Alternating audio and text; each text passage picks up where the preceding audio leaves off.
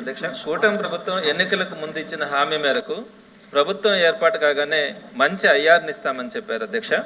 ప్రభుత్వం ఏర్పడి సుమారుగా 16 నెలలు అయింది. గడువు పూర్తయి 2 సంవత్సరాలు అవుతా ఉంది.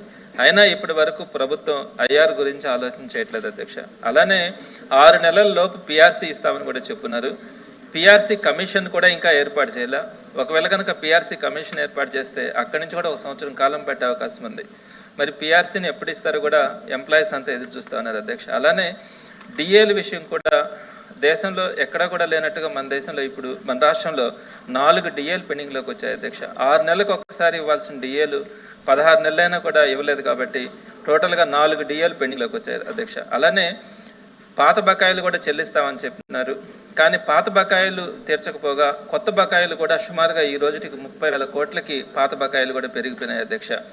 కాబట్టి తక్షణమే పెండింగ్లో ఉన్న 4 డిఏలు అలానే ఆలస్యం చేయకుండా చెప్పిన మాట ప్రకారం 30% ఐఆర్ను వెంటనే 12వ పిఆర్సీని అమలు చేయడానికి కావాల్సినటువంటి చర్యలను వీలైనంత త్వరగా 30,000 కోట్ల ఉద్యోగస్తుల బకాయిలను వెంటనే విడుదల చేయాలని మీ ద్వారా ప్రభుత్వాన్ని కోరుతున్నాను అధ్యక్ష.